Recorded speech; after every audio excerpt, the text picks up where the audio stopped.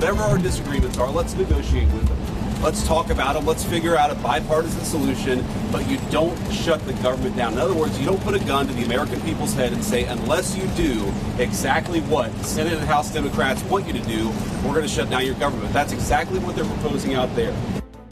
We laid out to the president some of the consequences of what's happening in health care. And by his face and by the way he looked, I think he heard about them for the first time. And so he seemed to, for the first time, understand the magnitude of this crisis. And we hope he'll talk to the Republican leaders and tell them we need bipartisan input on health care, on rescissions into their bill. The world's largest economy is set for a government shutdown, as there seems to be no appetite on either side of the bipartisan divide to avoid it. Live from Singapore, this is Insight with Haslinda Amin, where we dive deeper into the stories that matter with crucial context and sharp analysis.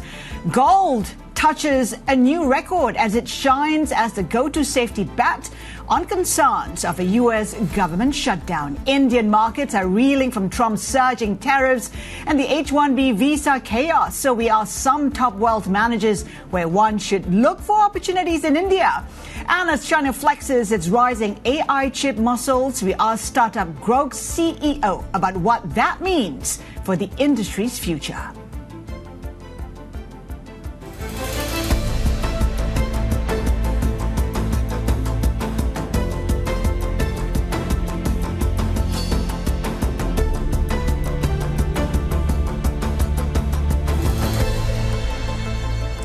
Our top story today, mounting fears over a potential U.S. government shutdown.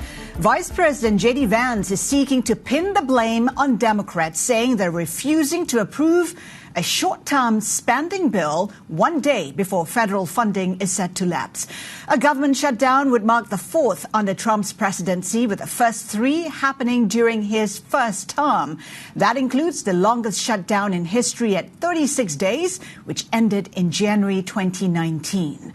For more, let's bring in Bloomberg government editor John Hoskovich. John, what are the cards being played by the Trump administration and Democrats as the deadline for the shutdown draws near? Sure. Something like this, you're going to see both sides blaming the other for the brinksmanship. For the Republicans, they're looking at a stopgap bill that would have funding in through November 21st. And the Trump administration is also threatening mass furloughs of federal workers, which they could use under the provisions of a shutdown, that they could make these cuts during the shutdown. For the Democrats, they're trying to get subsidies extended for the Affordable Care Act, Obamacare, saying that without these subsidies being extended, millions of Americans are going to see their health insurance premiums skyrocket.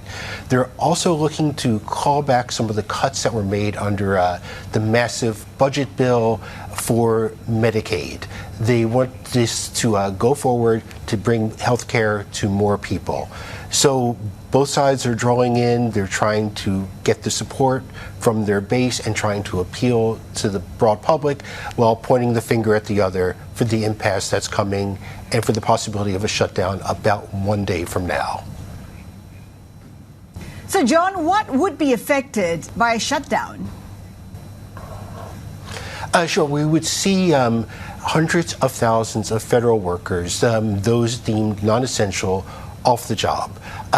Some things which would go forward would be the Defense Department, Social Security checks would go out.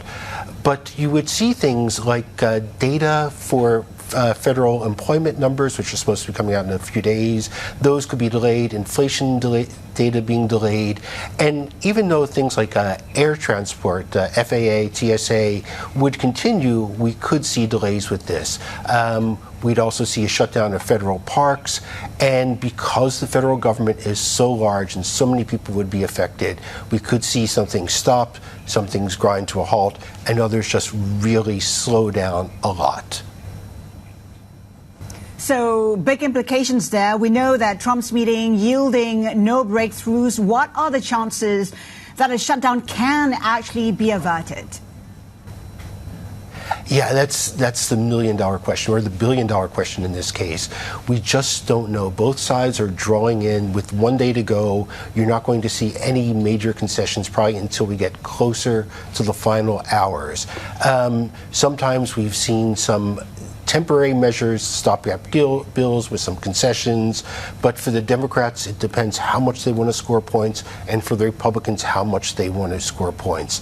So, typically these things get resolved, but they don't always get resolved, as you mentioned previously with the shutdowns that occurred during the previous Trump administration.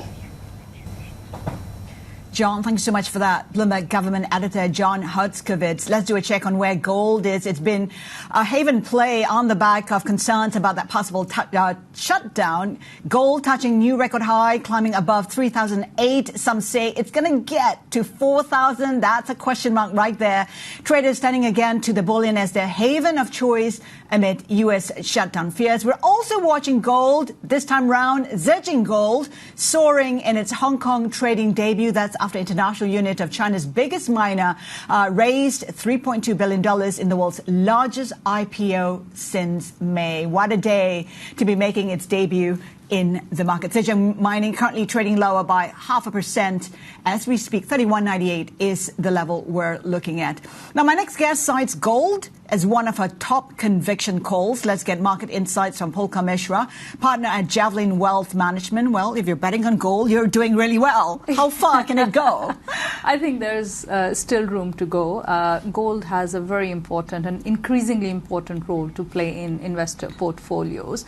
It's not just a momentum play anymore. It's actually a repricing of the safe haven assets. So you're paying more premium for those safe haven assets as investors are questioning U.S. Treasuries, investors are factoring in geopolitical risks. So gold definitely continues to be more important. The price is also supported by extraordinary amount of buying by central banks. So it's not just a retail play, but it's also institutional. ETFs are pouring in money as well. And exactly right there. Central banks are buying gold in a huge way. It used to be just India. Now it's China and other countries as well. I think Czechoslovakia is adding gold in a huge way. How are you reading into the buying of gold in such huge amounts, such, at a rapid pace as well?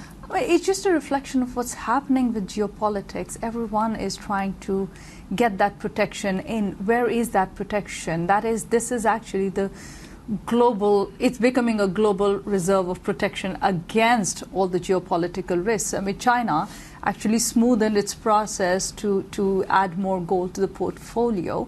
So we expect that to continue for the next 1 year. I mean, it may continue through the Donald Trump presidency. So in terms of your portfolio, how big should your holding be in gold? It really depends on your risk appetite. So lower risk portfolios probably add a lot more. High risk portfolios, traditionally, you would not add that much of a hedge, but gold's actually rallied more than the stock market this year. So we've kept it across our portfolios, and we've kept almost the maximum that our limits allow. So gold to 4,000 by year end? It's a possibility. It's a very real possibility. It may exceed that? Yes. It may exceed, maybe not by the year end, but there are analysts talking about 5,000, 6,000 next year. It is right now the biggest hedge that is available in the market. Given concerns over the shutdown and geopolitics, how will this play out for the dollar? So dollar weakening is imminent. How much is a question. And with the shutdown, it is also how long the shutdown lasts. But dollar weakening is not just about the shutdown. There's a move away from dollar that has started from last year. We have seen the index continue to drop slowly. So that's going to continue to happen. We are expecting more Fed rate cuts. So that's also going to contribute to the weakening of the dollar. So it's not just about the shutdown, U.S. shutdown. Yes, U.S. spending will reduce. So that has some role to play, but not as much as the rate cut expectations and the trade trying to move away from United States. Of course, traders are trying to figure out the kind of rate cuts expected by year end in 2026. Data is key, as we've heard from the Fed. The trouble is, when you have this shutdown, you won't be getting that data. How complicated does it get from here if that would happen? I mean, we're talking about I mean, a possibility of a shutdown lasting as long as 5 weeks, as we've seen before. Yes. It is possible. We may not get the data. Look, if you look at the way traders are pricing in, markets are actually liking bad news because it results in a possible Fed rate cut, which is a bit scary as an investor to be in that situation, that complacency is a bit excessive at this point. But having said that, from a fundamental perspective, it honestly does not make that much sense for a rate cut in the next meeting. We saw the economic data. It's all been strong. Consumer spending continues despite sentiments being weak. Retail spending was another bump up this time round. GDP revised up. And honestly, unemployment numbers are not that weak. So, and you still have the PCE at 2.9. So there's not the necessity of a rate cut right now. What the shutdown may do, though, is allow Donald Trump to go with those permanent job cuts. That makes the labor market weaker, and that will probably trigger another rate cut, which may or may not have happened otherwise. So as it stands now, all the stars are aligned for markets to go higher from here. Yeah. We had news about the possible Gaza peace plan if it is adopted by Hamas, agreed to by Hamas itself. That's also positive for the markets. That's positive news. I would say that's more positive on a humanitarian perspective. It's not impacted the markets that much. The war, oil is set to go lower. That suddenly would be a good impetus for a good catalyst for markets? I don't think it is geopolitics as much. So if you look at the price action yesterday, it was more driven by OPEC announcing additional barrels to the market. So that's evidence of the supply side being a bigger factor than geopolitics. So markets have oil prices absorbed geopolitic risk quite well this year. The only caveat to that is if situation with Iran escalates. So Israel, even Russian oil is not able to have that sort of an impact. But if the escalation with Israel happens and the Strait of Hormuz is shut down, or there's barrels going off the market, then the oil price can go up. Otherwise, these geopolitical tensions are not having much of an impact. OPEC has increased oil production by 2.5%, I think, or by $2.5 million, which is around 2.3% of global demand since April. And they continue to intend to add more barrels. So that's going to keep price relatively stable. Polka, have you made any changes to your portfolio of late? Have you looked at certain issues or factors which, made you rethink how you're allocating your resources, your capital?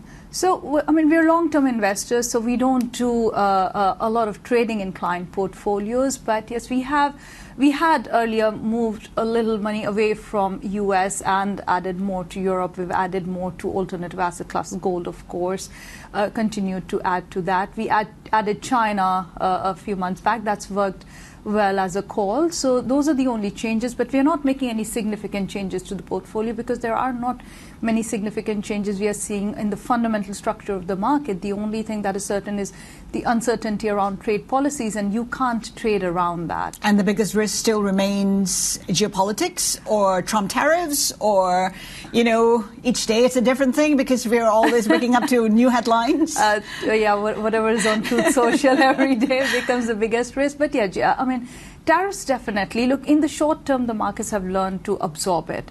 But there is increasing pressure on companies. There is increasing pressure on economies. And that is going to continue to slowly chip away. And that is going to cause more risk to the market in the long run. The good thing is that the central banks have been cutting rate and have been able to cut rates. So that's allowed the economies to continue to grow. So on the whole, global economy is in the right place. But yes, we have tariffs on kitchen cabinets, and so now sectoral tariffs have come through, and these add risks to specific countries which have not been anticipated. So we're not able to move away from that. Polka, hang tight. Polka Mishra, partner at Javelin Wealth Management, is sticking around. Still ahead this hour, we speak with Mirae, Asset Mutual Fund CEO, on the investment opportunities they're seeing in India as investors there navigate one of the most turbulent periods in recent memory. Keep it here with us. This is Bloomberg.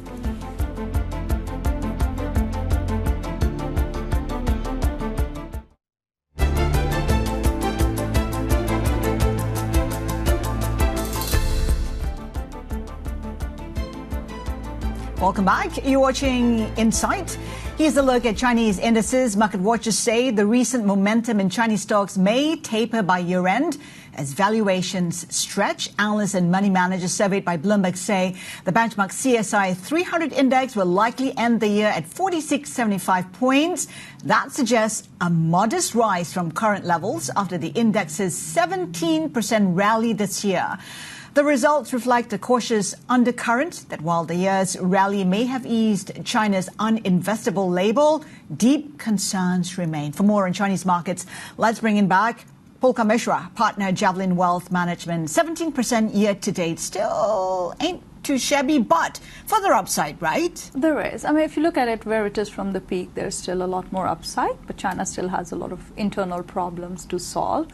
It's just played catch up with the other markets so far. And from a valuation perspective, compare around a 15 PE to a 23, 24 of US and India, there is still value to be gained in China. So we are invested in China and we continue to hold. It's been an AI technology kind of driven rally in China. It looks like that, but if you take a step back and look at what's been happening for the last 1 year, from late last year, there's been a lot of policy making and implementation that's actually culminated into this rally.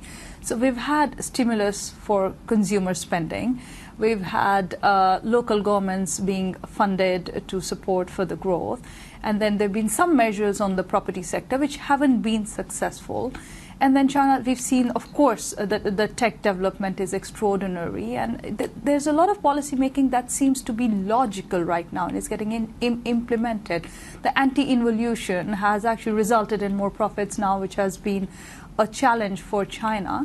So it looks like it's a tech-driven rally, but actually there's a lot of this policy making that has allowed investors to become confident about China. So even international investors are now going more confidently into China. So the policy pivot is key, isn't it? It's targeted to growth as opposed to, putting a lid on risk. Yes, growth, but not growth at any cost as well. So there hasn't been the big bazooka that the international markets were asking China for. So it's been more calibrated, it's been more measured, and it's been more targeted. So that's more prudent policy making, which we had been expecting from China. So that's why we think that there is more room for this rally. There are, of course, domestic concerns around consumption, around consumer confidence. Deflationary pressures are very real and they persist. So that's why it is still away from the peak, and we have to see when those issues get resolved. Property sector is still in shambles. So the tech plays have been a good bet. Yes. They've given fantastic returns. Alibaba, case in point. Yeah. You like gold. We saw Zhejiang mining. I imagine that, the gold miners and the mining companies are a good bet in China as well. They're a good bet, and you can find some undervalued ones if you think that the gold has rallied a lot. So, yeah, if you dig deep, and the thing with China is that you have to know what is actually beneath the company and what's actually the driving factor. But yes, you can find a lot more fairly valued companies in China. Where are they? Which sectors in particular? What is exciting right now? I think tech is definitely most exciting. AI is most exciting in China. Depends on what happens after the Golden Week and when the consumption revival happens. We may find some very good consumer plays as well. But that's more for the patient investor because it may take time to unlock value there. So I think AI, consumer, a bit more on the financial services sector are the sectors that we find interesting and supported right now. What are you staying away from? Real estate still a problem? Yes, that's the biggest No problem. inflection point at all? No, we're not seeing a revival. I think the investor confidence is coming more from, or the consumer confidence, or a little bit of consumer confidence that we are getting, we are seeing now is more coming from probably the rise in the financial markets. So, you know what, my property is not doing anything for me, but I've made some money in the market so I can spend a bit. But no, we haven't seen any signs of revival of the real estate sector. Revival, but has it bottomed out? Have we seen the worst of the real estate sector? Because Fitch came out to say when it comes to the shrinkage in home sales, that's gone from 15% to 7% right now. So that seems to be improvement already. There's probably it's getting worse slowly. It's maybe not at the inflection point because look, there are still other problems in China, right? The confidence is not there. There is an unemployment problem. So a lot of those can again trickle into the real estate sector. It looks like it, but it'll need more policy support before we can confidently say that, okay, now we're not going to have another shock to the downside. Okay, so you're liking China. Yeah. You're also liking India. Never mind that, even though we've seen the sell-off of late, valuations are still very high. They're still looking a bit expensive. Yes, it has been expensive for a while. And look, the trade headwinds are not insignificant right now. And from investors' perspective, what is more concerning is the quick succession in which we've seen first the tariffs, 50% tariffs, then the H-1B visa that impacts India the most.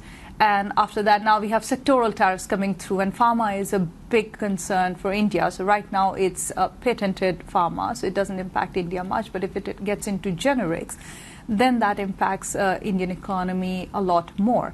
Having said that, at least in the short to medium term, the domestic positives outweigh the external headwinds. You've got low inflation, you've got good policy making, you've got both fiscal and monetary policy working well together. Monsoon has helped further, so it's allowed RBI to cut rates. We saw the tax cuts, which were very important for the middle class to have some money in their hands, and the GST reform helped the businesses. So in the short to medium term, it's balanced out. If the tariffs stay longer, then that becomes a bigger problem for India, because India cannot rely just on its services sector. It needs to focus on manufacturing. It has the ambitions to become a manufacturing powerhouse, and that is absolutely critical to be able to create the jobs that India needs to create for especially the youth. And longer term, it has demographics, middle class, rising middle class. Polka, if you take a look at how excited you are about India, if you had 1 million rupees, which I'm sure you do, how would you be deploying that money? So I would look at definitely some of the sectors where investment is going through. I would go for infrastructure, definitely. More domestically oriented sectors, financial services, banks, brokers. So interestingly, India's mutual fund allocation is now around 30% of bank deposits. That's a big number for an economy where it was always savings driven. So I'll go for brokers, insurance, especially health insurance as the economy gets wealthier. And then there's a lot of revival that's happening in the rural sector. So I'd look at commercial vehicles. So those are the kind of sectors I would invest in right now. I'd stay away from more exports driven. Services sector is strong for India. So that's another one that you can look at. Great stuff. Polka, thank you. Polka Mishra, partner at Javelin Wealth Management. Still to come, Mirae Asset Mutual Fund CEO will be joining us next to talk Indian markets as tariffs and disrupted trade relations muddy the waters for investors. Keep it here with us. This is Bloomberg.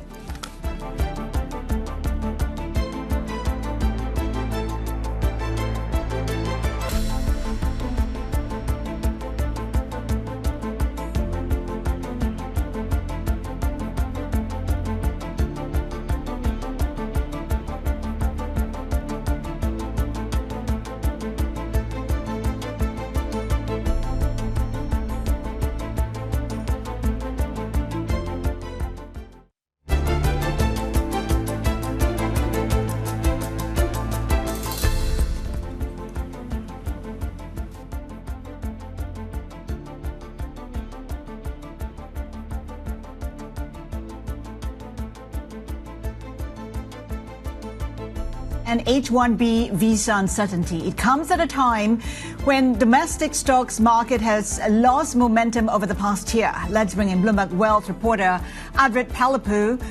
Advait, Indian markets are yet to bounce back after a steep correction last year, but investment experts are pretty much optimistic about a rebound. What's driving that optimism? What has changed in India's markets and economy? Good morning, Haslinda. Since the start of the year, the government has brought in sweeping tax reforms, tax changes, starting with tax relief for middle-income earners earlier this year during the union budget, which was followed up a few weeks ago with widespread cuts to the goods and services tax across several household items, from consumer goods to automobiles. At the same time, the Reserve Bank of India has cut interest rates consistently over the last 9 months. There's an RBI policy coming up this week as well, but we're hopeful to see what the RBI decides. And food inflation has been down for the last few months. All of this portends that the rural economy and the urban economy have been given a massive boost. And the consumption side of the economy, which was slowing down last year, is expected to rebound. So it's a large part of the economy that was driving growth that had slowed down last year. So now investment professionals, market analysts are expecting that the tax cuts coupled with low interest rates, a good monsoon, low food inflation is actually good for households, and households will come back to spending thanks to government reforms, government policy changes over the last few months.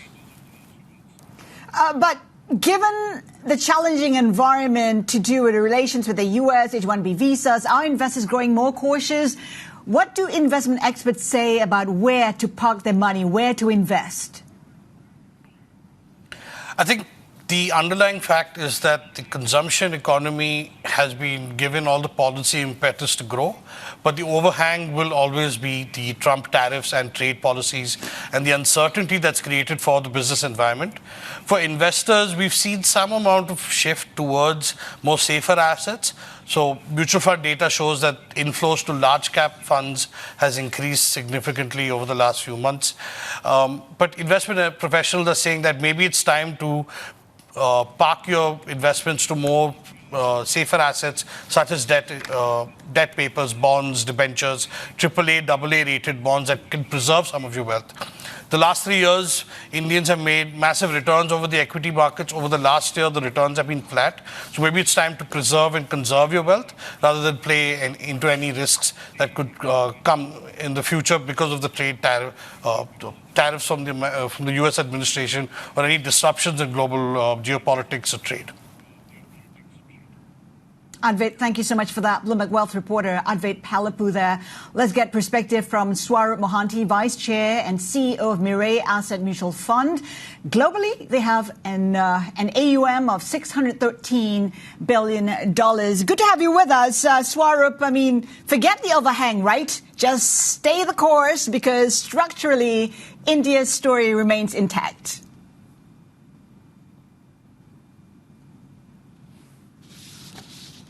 Yeah, Haslinda, thank you so much for saying that because, when you look at investing, you look at a good asset and India remains a good asset. Let's look at the fact that even in our bad days, we've grown at 6%.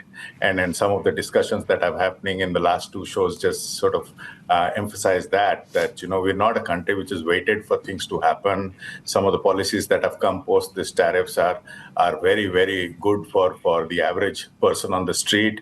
Please remember, India is a consumption economy. And then to drive the economy, you have to first start with consumption. And that's what has happened through these tax changes. Yes, the slowdown from the Indian perspective is not exactly tariffs. It started last year with an urban slowdown. But make no mistake, it came after 3 years of blistering growth. So some amount of slowdown was expected. I think what really surprised us on the negative side was the lack of corporate earnings. And I think that's something which we hope to get a revival from these tax cuts. Once you have consumption coming back in India, I think, that's the feather that one was looking for. So one has to wait and watch. But the simple point is the government and the policymakers have taken the first step, which is very interesting to see. If you take a longer term perspective, I'm just wondering if you should be allocating to small, mid caps, which have a bigger runway, longer runway. How should you be looking at your portfolio in terms of allocations? Yeah, that's actually a very interesting question from an India perspective. When you look at the last 2-3 years, India has been one of the largest public issuance markets. And when you look at those public issues, a lot of those companies are in the mid and small company. A lot of industries have been added in the last 2-3 years, which were not existent from a market perspective. So the erstwhile cliched sort of advice of sticking larger part of your money to large caps now need to be democratized a bit, because a lot of new industries, say asset management, for example, a lot of hospitals, I can go on. But if you have to catch the length and breadth of the Indian market, what in 2015-16 was a very shallow, illiquid market on the mid and small has changed dramatically post-COVID. So I would look at expanding my allocations more to mid and small, especially the small. I would advise go through a manager but on the mid cap, I'm in print saying that India is a mid cap story. So, but the allocations need to change because the underlying has changed. So, what kind of returns realistically can be expected if you're invested in small mid caps? Okay, I'll give you a broad answer. I mean, Indian, historically, the broad Nifty 50 has kind of doubled in 5 years' time. We got a very interesting low base during COVID where it did shrink. So the last 3-year returns have been an aberration from the past. I see that reversing to the mean now. So broadly, when you look at the broad market, we'll come back to our erstwhile growth pattern of 4 to 5 years, money double at that level. So if you want a little higher than that, maybe allocate a little more to sectoral themes or maybe structural growth stories of the future. But I would look at 12 to 14% India on a long-term basis for the next decade as a realistic return, not higher. I think some of the return expectations have to be toned down a bit from the next 5-10 year perspective. Swarup, how are you looking at commodities, gold in particular? We know that India's been buying a lot of gold. It's one of the many central banks in the world accumulating the yellow metal. What's your take on it? How do you play it best? Haslinda, India has been a gold-blind country at a retail level. Every Indian has gold at home, but it's not just India buying gold at a central bank level. I mean, it's incredible to note that gold reserves now overtake dollar reserves globally. So that's I think something which I'm asking myself.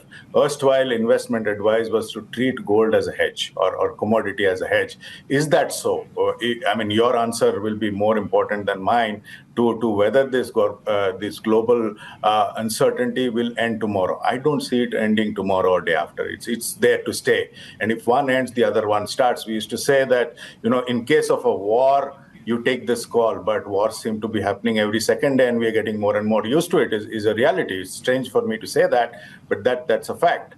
But when you look at that in perspective, should gold be just a hedge, or should it part a very important part of your overall allocation? Is something which I leave behind to all investors, all buyers. It's no longer the same story of the past. We are used to buying gold, but maybe what the change that has happened in India at a retail level is the final shift to buying digital gold is a reality. I mean, our Gold Council last year advertised to buying ETFs over jewelry, so that's a welcome change to see. So I don't see gold as a hedge anymore. Quite a big change from before for a lot in the markets there. How about silver? How big should your exposure be? It depends on the risk profile. I mean, when you look at the sovereign buying gold, of course, the risk-adjusted return will be superior in gold. But if one is a little risk-taking, silver at this moment, our house view has a lot of catching up to do, but it will be pretty volatile. So allocate according to your risk profile. But I think most of us who are in the market had started buying silver some years ago, or maybe 2-3 years ago, and that's beginning to play out. It's interesting to combine the two. If you're a little risky, maybe a little higher allocation to silver, but risk-adjusted return will be in the favor of gold, is my personal opinion. Swarup, you kicked off the year saying that 2025 is the year for accumulation. That is the best year to be an investor. 3/4 of the way through the year, do you still believe that? If the GST would not have come, I would have still believed that. But the GST has been a good impetus to the market. Of course, it will take some time for it to factor in. But when do you buy? If it's factored in, the big guys come in and the price is never in favor of the average investor. So it is between now and when it factors in. So I continue my stand of this year being a good accumulation year. The risk of not accumulating is actually very high. You ask any fund manager what one wants to do, one would say that buy a good asset at a good price. India, thanks to all these issues around it, is available at a decent price across pockets. We see significant price discoveries available across the market. So I would still continue buying assets. I think Advait did talk about the RBI. So it's rarely that you are sitting on a point where the long-term perspective of equity as an asset class in India look intact. Because of the change in the stance of RBI, debt looks very good from an investment perspective, and the commodity play is there. So multi-asset play it looks very good in India at this moment of time. But the key is staying the course. You can't time the market at the end of the day. No matter what you say, we're seeing foreign investors still making an exit from the Indian market. I'm just wondering, for you, Swarup, if you had 1 million rupees, how would you be deploying that 1 million rupees? My earlier allocation was mostly 70-30, 70 in equity and 30 in 20 in debt and 10 in other assets. But I would still stick to that collection, the allocation. My only difference is within the 70, I would reallocate a bit more towards structural themes emerging. I think with the discussion of manufacturing did happen in your previous show. So a little more to manufacturing. My healthcare remains my personal favorite, irrespective of tariffs in India. But I think some more of those allocation towards that than broad market can bring about a certain change to the overall returns in my portfolio. But I would stay invested, fully invested on 20% on debt, slightly longer duration maybe because of the rate cut advantage that we have now. And I'll stick to my 10-12% on other, maybe look at playing from the 70% a little more towards commodities, gold and silver in particular. Thankfully at Mirae, we did launch a good fund, so I'm being a little partial in taking that fund in my portfolio. Swarup, I hear there is a wild card. You should be allocating some money to your passions. Yeah, good. Yeah, I think that's thanks to my wife. She taught me this whole business of art, and I'm a big fan of. If you look at the recent one particular auction which went out at a record high, I think Indian artists are getting recognized at this moment, and that's somewhere beyond a point of time we'd like to invest in. That's not particularly my passion, but my wife's passion. My passion lies in music, so I do spend some money there. Swarup, great having you with us. Swarup Mohanty, Vice Chair and CEO at Mirae Asset Mutual Fund. Subscribers can get an insider's guide to the best opportunities for investors by subscribing to the India edition of our Where to Invest newsletter, out every quarter. Sign up via Bloomberg.com/newsletters.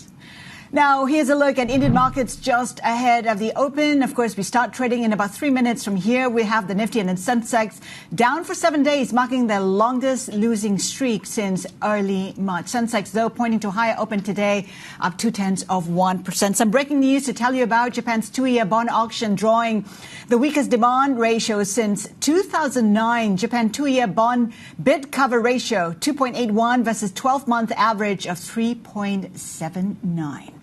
Now, still to come, we'll be talking AI with tech startup Groq and their views on growing Chinese competition in the chip space. Keep it here with us. This is Bloomberg.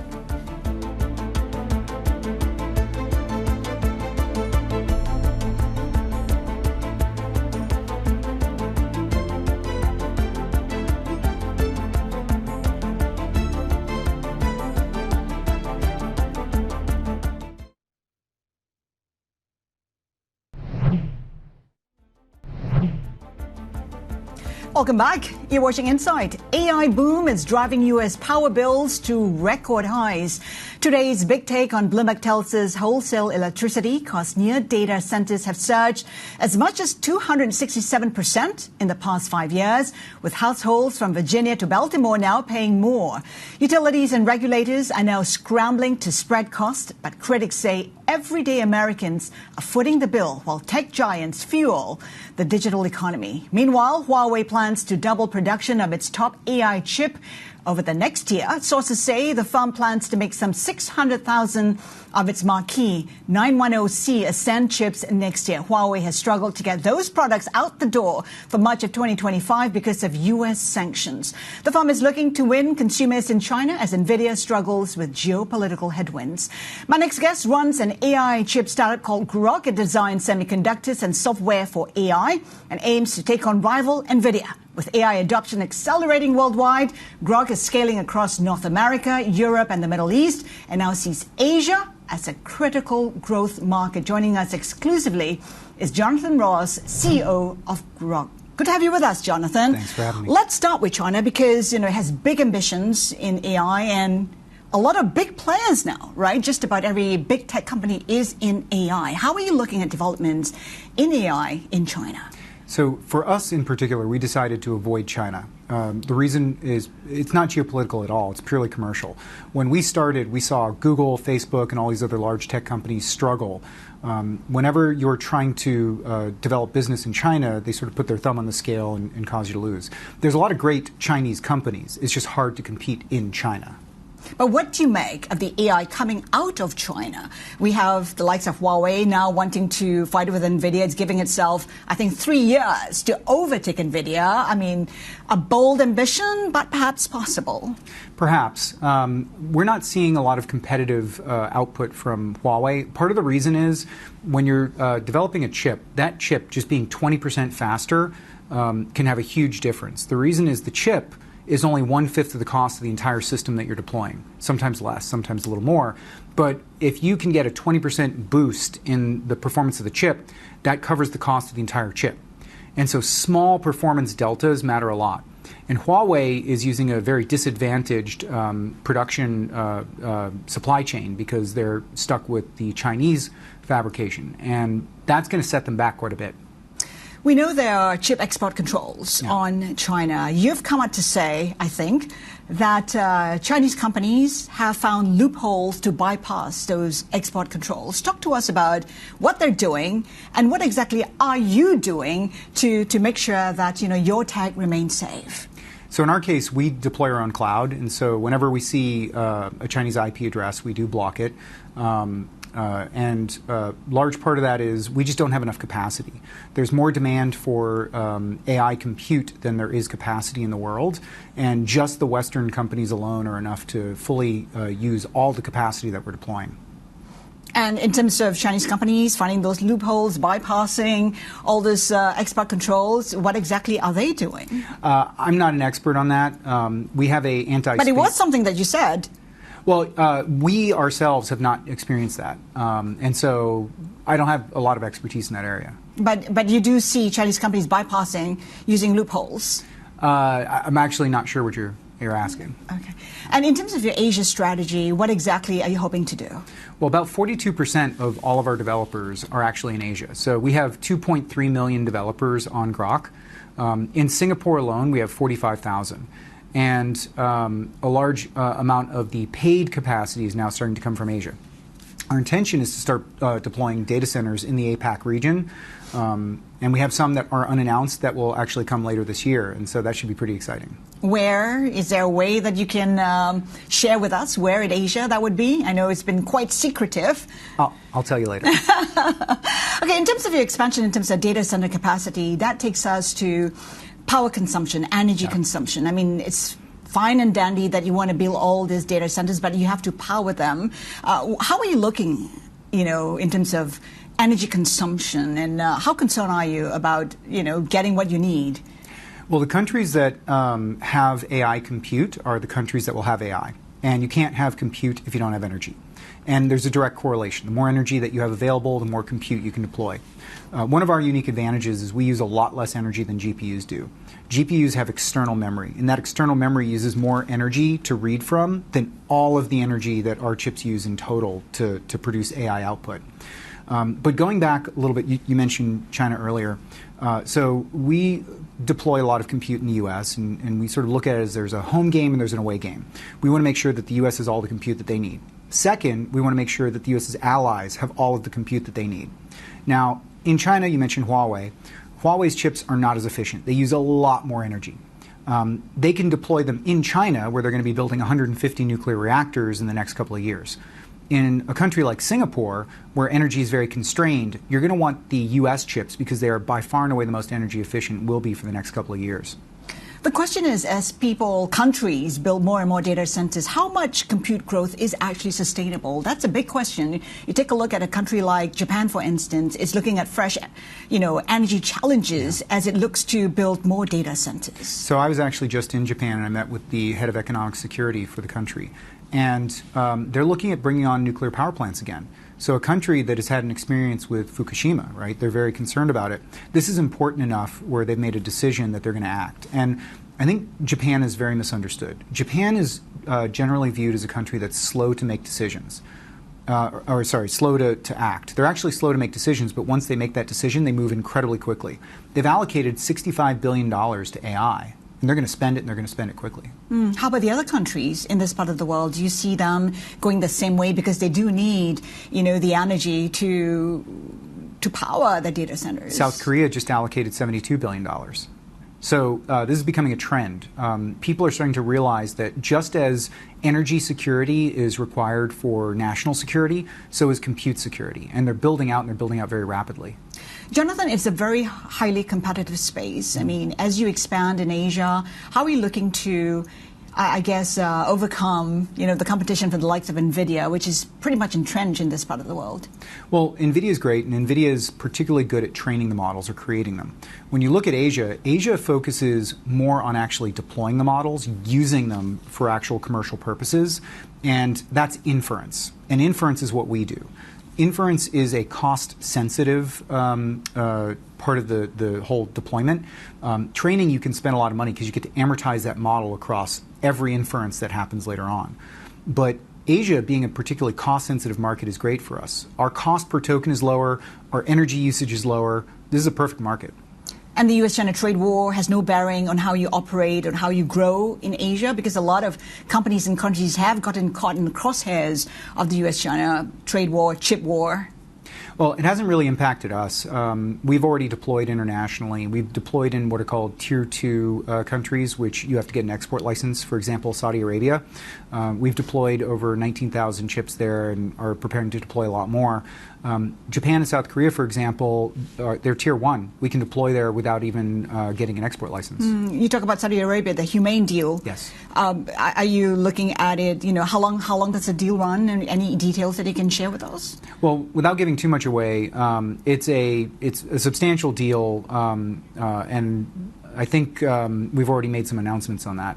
All right, so no additional details, Jonathan. No additional details. All right, we'll leave it there. Jonathan Ross, the CEO of Groq. Now, before we go, here's a look at our show tomorrow. We're coming to you live from the 12th Milken Institute Asia Summit here in Singapore. The president of investments of South Korean internet giant Naver will be joining us from the event. Plus, we'll discuss investment strategies with the CIO of Texas Municipal Retirement System. That is it for Insight. Keep it here with us. This is Bloomberg.